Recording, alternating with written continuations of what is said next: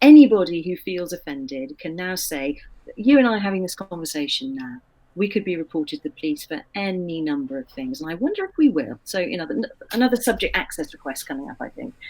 It's because hate is given this ridiculously wide and woolly definition. I've always said, I think a child of 5 has a stronger grasp on what hate is than the CPS, while hate remains defined as unfriendliness, resentment. This will be the problem we have, that we can't be innocent. You see, we can never be innocent, because the fact that we've offended somebody proves our guilt. And that's the crazy situation that we're in.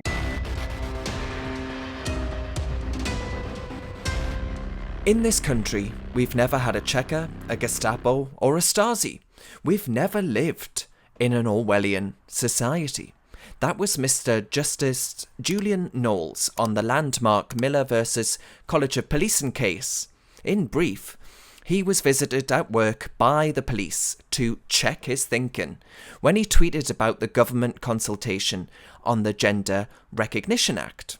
After that case, Fair Cop, which you must all check out, they're fantastic, their advice to chief constables up and down the country was this: uphold the law.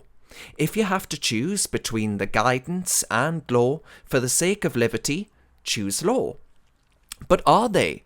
My guest today was sent 12 pages of tweets that the police had recorded as a transphobic and religiously aggravated non-crime hate incident. I hope I've got that right.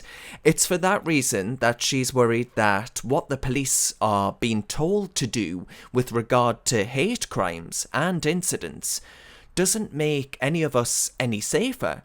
It's in fact wasting precious police time and resources as well as taxpayer money, and puts many of us at risk of malicious reporting, including myself.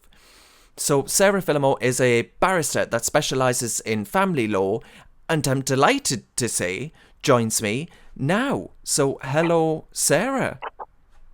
Hello, Darren. I'm How are you sorry that doing? you've had to join my club. I'm doing fine. Good, good, Apart from good. a hate criminal, I'm doing fine. Oh, well, you and me both. No, Sarah, you put in a subject access request to find out what your local police station has on record under your name. Now, you found out that they described you as a barrister who has been posting hate. How did that actually make you feel on a human level? I wanted to be sick. Mm, I felt that was it. I just felt absolutely sick. Think that my local force had recorded. Remember, this was against my name, my address, my professional email. mm, Um, a barrister who is posting hate. It was quite horrible, and it really brought home to me what it must have felt like for people reading their Stasi files, because that was the deliberate way the Stasi operated, wasn't it? To collect mm-hmm, information about you, to demoralize you, decentralize you, depersonalize you, to mm. ruin your reputation and wreck your relationships. So, for all sorts of reasons, I just thought, this is awful. And then when I stopped feeling sick, I started feeling very angry, and here we are. Well, yeah, you and me both. I mean, it's interesting that as soon as I've obviously been sharing your case and your crowdfunder all weekend. And it's really important because if we consider over 100,000 hate incidents have been recorded since the implementation of the hate crimes guidance, how many do you think, and is it your concern, that actually a lot of these will have been recorded on a false or indeed exaggerated basis? Well, I can give you some absolutely clear evidence about two of them, Mm-hmm. because I don't just have a recording with Wiltshire. I've got a recording with the South Yorkshire Police as well. Because after Wiltshire, I was so angry, I went to Twitter and I invited my followers to report me. And one very kind gentleman did. I published a tweet saying, I think my cat might be a Methodist. He likes dreamies. So a very kind gentleman reported me on the basis that I hated Methodists. He was asked to provide a screenshot of my tweet and an explanation for why he felt that this was hate. And he said, Miss Fillimore clearly wants to imply that Methodists are wandering pests who crap in people's gardens. Now, that has been recorded against my name by the South Yorkshire Police as a hate incident. I've sent them a SAR on the 27th of October, and they will be featuring, I hope, in my statement if I get this to court. That to me just sums up the terrifying nature of what we're facing, because the police say, look, we need to do this. It's a vital public interest because we need to get a picture of all you hateful people out there so we can deploy the right resources and make the right decisions. So what are they saying then? If I propose a trip to South Yorkshire post lockdown, are they going to be putting Methodist chapels on high alert because I've entered the area?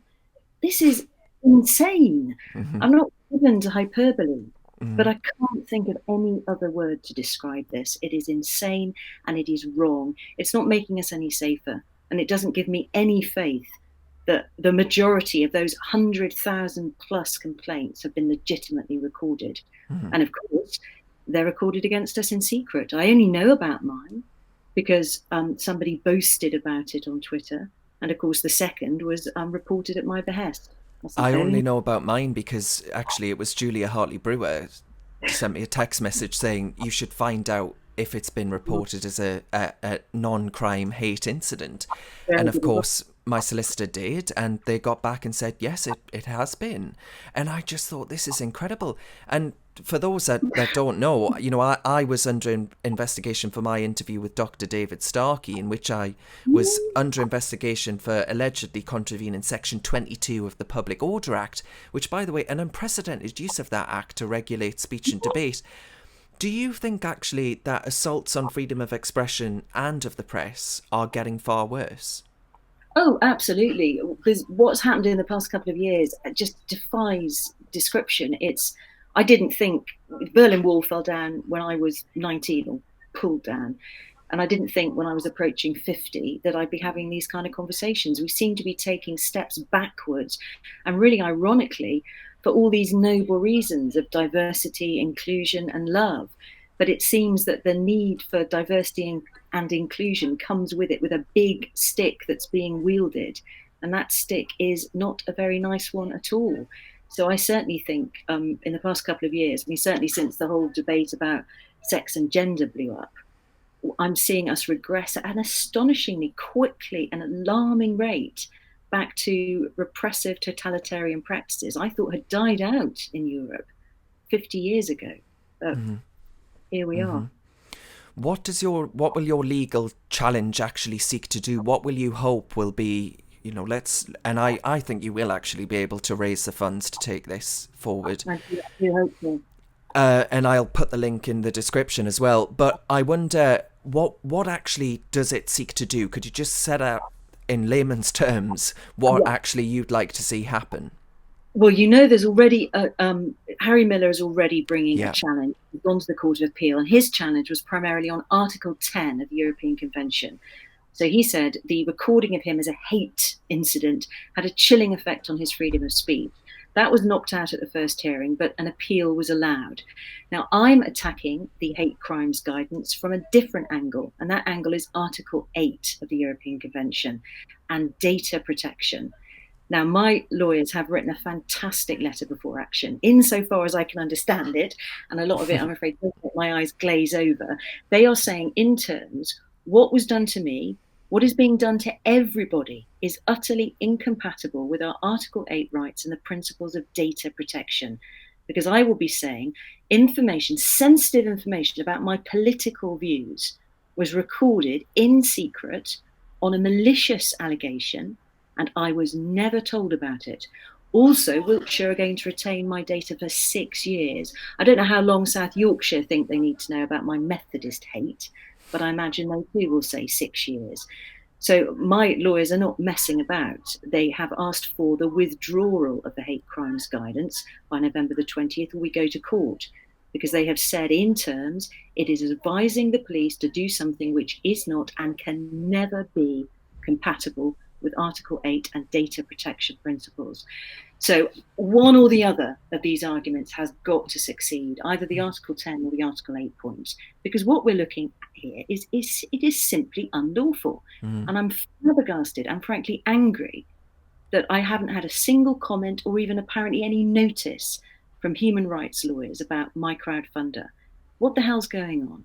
This is a fundamental attack on a very basic human right that underpins all other human rights. If we can't talk, then how on earth do we protect our rights? How do we promote them? How do we fight for them?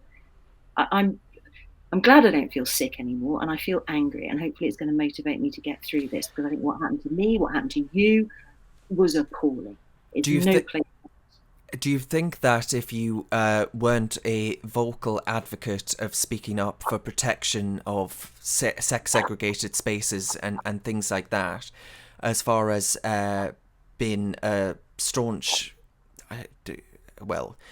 against moves to put in place self-identification, things like that, that actually all of these human rights lawyers and all the rest of it would come out in your defence and actually Yes, it's I do. yeah, yeah. Yeah. I think I'm asking for the wrong kind of human rights. I'm asking for the rights of women to speak up, to protect their sex, to protect children around the protections for sex and age. I can see completely, perfectly well where my profession is headed. I can see it in the words of Jolien Morn, who takes to Twitter, it seems, on a daily basis to accuse women like me of being funded by the shadowy far right. I wish, Jolien, my house is now on the line. If this action fails, if I go all the way to court and this action fails, the cost bill will be 6 figures. The only asset I have is my house and my pension. But I'm thinking, what else is worth it? This fight is worth it. I have a daughter. I would have liked to have left her some financial security. But frankly, what's better for her? That she and her generation are able to grow up in a society where they don't have to check their thinking and watch what they're saying in case they get a police report. I am entitled to utter the fact, the simple fact that you cannot change sex. Sex is immutable and it matters. But by doing so, I seem to have deprived myself of any support or even recognition from my profession, which is supposed to be one that vaunts itself for its fearless independence. I am frankly disappointed, but this will happen with or without them. At least there are some lawyers with courage and integrity to take on my case, and I'm very grateful for them. But I'll need your help. I'll need your money, to be frank. It's going to be £20,000 just to get to the permission stage, and if it goes the distance, 6 figures. I mean, that's a whole other story. I think Yeah, yeah. it's Oh yeah, believe me, you've no stronger absolutely an advocate scandalous. in that argument either. We are as one on this issue. But what do you say to those, Sarah, who might say, well, hang on a minute, this is one of those legal activist things, isn't it? It doesn't really appeal to ordinary people. This isn't a real world issue. I'll simply say to them that the boot does not care whose neck it is upon. And just because your views are popular or considered acceptable now, it doesn't mean that next week they will be. When the uttering of simple facts, I mean, I've got my 12 pages from the police here before me. I'll just read out one that's now is a hate incident. No, full stop. Because trans women are not female, they are male. What is your definition of woman? Question mark. Right, that's a hate incident. Now, if that fact can't be stated, then all facts are vulnerable. And that's really the key, isn't it? It is not hate to state a fact. I'm sure some people are extremely upset, in tears, hearing what I've just said. And I'm really sorry about that. I don't want to hurt anybody. But my response has to be to you tough, suck it up. These are facts, and I'm allowed to utter them. So this has application to absolutely everybody. Some of the comments on my crowdfunder are terrifying. People who are saying, I can't use my name. Someone from work might read this. What kind of society do you think we're creating? It is, again, I say, insane. Find me a better word. I don't think you can. I agree. And I'm wondering, why do you think it is, in your experience of this over the last few years, of the police seem absolutely intent, driven by this pursuit of seeing hate crime stats go up as the one area of the law where actually they'd quite like to see crime going up. And they seem absolutely determined for this. You know, everything else, burglary, knife crime, they obviously want to see all of that come down. But hate crime stats, they seem absolutely determined to see that going up. What's created this phenomenon? I don't know. I can only speculate, but I think my speculations are based on reasonable evidence. I think there has been capture over 30 years now of the law, the police, various institutions by an ideology which seeks to render facts unsustainable and something that cannot be relied upon. I think that's part of it. The other part of it is, of course, it's easy. It's easy to record in a database that I'm hateful. The police took no further action. I wasn't even going to be told, but there I am on a statistical database. So they can say, look how well we're doing in rooting out hate. Could we have some more funding, please? And of course, the hate crime specialist officer who recorded me simply had the dubious pleasure of ploughing through 12 pages of my tweets. I wouldn't wish that on anyone, but it's better than getting stabbed or glassed up in a town centre on Saturday night. So I think there's a combination of reasons. I think ideological capture is certainly one of them, because Stonewall has been feeding this poison into the ears of the police for years, and the police themselves are paying to become champions of diversity. Mm. And I think it's an easy win, isn't it? You rack up some, get some high profile comments. Oh, that Darren Grimes, Mm. somebody naughty word on his program. Brilliant. There we are. A couple of hate crime stats in the bag. It's not even lunch. I mean, what? That's all I can think of. There may be other reasons. I wonder if we've got this all wrong when it comes to hate crime in general, because if you're perceived to have been motivated by hatred of, I don't know, someone's disability, race, religion, transgender identity, sexual orientation, you receive a harsher punishment than you would otherwise. Now, I doubt I'm alone in this view, but if I walk outside right now and I'm punched in the face, Sarah, or I'm mugged, and it's, I haven't provoked anyone or anything like that. I'm entirely innocent in this. I'd be no more angry about that fact that I'd been punched because I'm gay than the fact I've been punched, right? Should someone really ever receive a different level of punishment for what is de facto the same crime just because of the identity box that an individual might take? I feel I like we've got this all wrong. I don't agree with slicing and dicing humanity up into different boxes. I'm disabled. I've often been insulted, even physically attacked when I was younger because I walk funny. And it does really hurt me. It is horrible to think that there are people so motivated by dislike that they would do it. But as you say, if I get punched in the face, I get punched in the face. I really don't care if the person did it because I was limping or otherwise. I want that person found. I want them punished. I want them locked up. And instead, our attention is going on, have they actually hurt somebody's feelings rather than have they committed an actual physical assault or damaged their property? And I think certainly attacks on your physical person and on your property must be far more serious than attacks on your feelings. Because then we're into where the problem we've got now is, of course, it's all subjective, isn't it? Because the victim defines that they were the victim.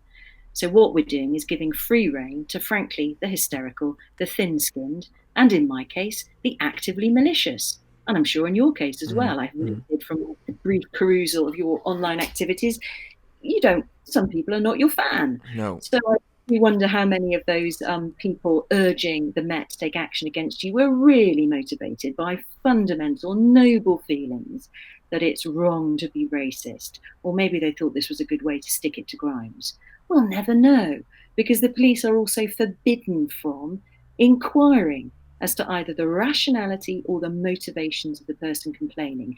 And remember Mrs. B, the famous Mrs. B who complained about Harry Miller. I'm wondering actually if Mrs. B was also my complainant to Wiltshire, and hopefully in the court process we might find out. But Mrs. B was found by Mr. Justice Knowles to be on the outer edges of rationality in her complaint against Harry Miller. Why should somebody like that be able to have their complaint elevated to something that's recorded on a police database? It is ridiculous. Mm. Do you? At what point? What would you like to see as what you would determine to be a healthy response as a society to speech that we don't like, to debate that we think beyond the pale, to genuine forms of disagreement? How do we get back to a point where we remember those enlightened values of the Enlightenment, essentially, Mm. in which we could actually, I mean, as it happens, I do agree with you on uh, the trans issue, but if I didn't, I'd like to think that we could have a conversation as we're having right now, and I could put my point across, you could put your point across. If we still don't agree with each other, we wish each other a good day and move on with our lives. Yeah. But I don't report you to the sodding police. You know, that's I how do we try and move the debate to a healthier position? Well, a couple of years ago, I was really fortunate, quite accidentally, to stumble into a talk by Timothy Garton Ash, who has written about the principles of free speech. And I was really, really struck by something he said. We need to distinguish hate speech from dangerous speech. And that, I think, is the way forward. I absolutely agree. Freedom of speech is not absolute. If you say so, you're a fool. If you disagree with me, go and shout in the street, you're going to kill someone and see what happens. There has to be legal protections against people who use their speech to incite violence, to persistently target individuals, or who use speech to spread lies to hurt someone's reputation. Now, all those things are covered by criminal and civil law, and quite right too. So that would be dangerous speech. And I appreciate no definition is going to be scientifically perfect, but at least I think we're all on much firmer ground, aren't we, in knowing what is dangerous speech. But hate speech, we're opening up the door to all kinds of hurt feelings, and that is just not acceptable. So I say, as a society, we need to junk the hate crimes guidance immediately. Non-crime hate incidents are an affront to civil liberties and a stain on our democracy. Get rid of them. Let's have, as the Holocaust Museum does, more of a drive to engage with and talk to people, not criminalize them. If I'm going to get banged up for saying that you can't change sex, then fine. That isn't going to change my mind, is it? I'll sit there in prison going, you can't change sex, you can't change sex. And as soon as they let me out, I'll carry on saying it. So if you really, really do think you can change sex, show me some proof. Let's have a discussion. There are numerous trans people that I talk with on and offline, and we can speak to one another respectfully. I can say, please don't call me a turf, don't call me sis, I don't like that. And they say, okay, well, what tone would you like? And I use pronouns. I will call them she, even though I know a lot of people feel very strongly you shouldn't. But I'm not here to be a dick. I'm not here to be rude to people. I'll use a pronoun if you ask me politely. Mm. This is the way forward. We have to talk, use our words. Otherwise, we're setting up a system with a hierarchy, and at the top of that hierarchy are those who can threaten the most. And at the moment, those threatening the most, I'm afraid, have been men in pursuit of a particular gender ideology. And now the women are starting to speak up. So I hope more of us find our voice, and I hope conversations like this give some other people the courage to speak up. Well, absolutely, because I mean that's the problem, really. Not everyone is, and I hope you'll take this in the way in which I intend you to take it. But not everyone is as mad as we are, right? Not everyone is willing to sort of put their head upon the chopping block and say, well, come on then, if you're feeling hard. But I wonder, do you think that presumption of innocence has almost been reversed? Do you think, because we are on the defensive right now, right? We are having a conversation where we're both saying we don't actually think that we are evil people who harbour either racist or transphobic views. And yet we're having to say that. And isn't it quite extraordinary that we're even having to do that and have this conversation in the first place? Well, presumption of innocence hasn't been reversed. It's been chopped up, spat on, set on fire, and pushed off the top of the building. It's anybody who feels offended can now say, you and I are having this conversation now. We could be reported to the police for any number of things. And I wonder if we will. So, another subject access request coming up, I think. It's because hate is given this ridiculously wide and woolly definition. I've always said, I think a child of 5 has a stronger grasp on what hate is than the CPS, while hate remains defined as unfriendliness, resentment. This will be the problem we have, that we can't be innocent, you see. We can never be innocent, because the fact that we've offended somebody proves our guilt. And that's the crazy situation that we're in. Oh, crazy. That's a word for it. Insane. Anyway, listen, we've covered quite a lot of ground now. I wonder if you could just sum up, one, why the case is so vitally important, which I agree, I've donated, I've shared, and actually where people can find and support the case? Well, the case is important because the case involves freedom of speech. As I've said, that is the fundamental of our civil liberties. If we cannot speak, then how do we talk about, defend, protect any of our rights?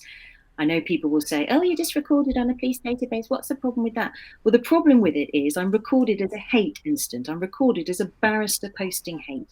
And I've asked the police, who are you going to show this information to? And they will not tell me. So there is clearly a risk that on some kind of DBS check, this information will be released and people won't see the word incident. They'll see the word hate. Now, it's at the moment seems to be targeting women like me who talk about gender issues or people like you who are in the public eye. But anybody can be a victim of this. Anybody. There is no place for a non-crime incident to be reported, particularly not when we are not told that it has been done and we are given no right to challenge it. So I would say people who are worried about this, then certainly I'll show my T-shirt, Fair Cop, come to our website and have a look at the case studies there. Read up about Harry's case. There's a published judgment, Miller and the College of Policing, which I think you were quoting at the very beginning. In this country, we've never had a Checker, a Stasi, or a Gestapo. Well, let's keep it that way. I hope everybody agrees. And what we're seeing now are the first footsteps along that road to the creation of a secret police force that relies on informants. So let's stop that. Please do donate to my case, donate to Harry's case. And please, people who are affected by this, join me. Either write a witness statement or consider coming along as a co-claimant. This can't just be about, oh, that publicity-seeking lawyer who fancies herself. This is about everybody. We are all at risk here, and we need to start speaking out because our police have been captured and it looks like our lawyers have been captured. We're in a very, very difficult situation. So please do read, talk. If you can't afford to donate, and I appreciate it's a big ask for many people, talk about it. Talk about it to your friends. A lot of the comments on my crowdfunder are, I didn't know this was happening. And people need to know, because if we don't stop this, what's the next step? And the one after, and the one after that. Am I going to disappear? Am I going to end up in a re-education camp? I mean, if you think I'm being ridiculous and exaggerating, great. I really hope I am. But I'm not taking the risk of just sitting here doing nothing and waiting to find out. We take action now. So please, I urge people to do what they can to raise awareness and to support.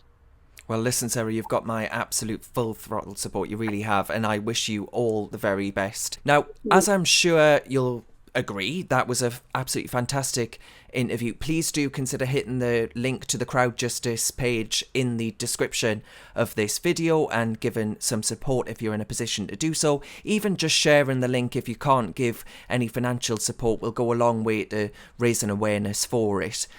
Please do also consider hitting that little subscribe button and the notification bell. I'm going to continue speaking up about everything free speech this week. I think it's so important and it's under attack like it never has been since World War II, in my opinion. So we're going to keep on keeping on and beating that drum here at Recent. Cheers, and I'll see you next time.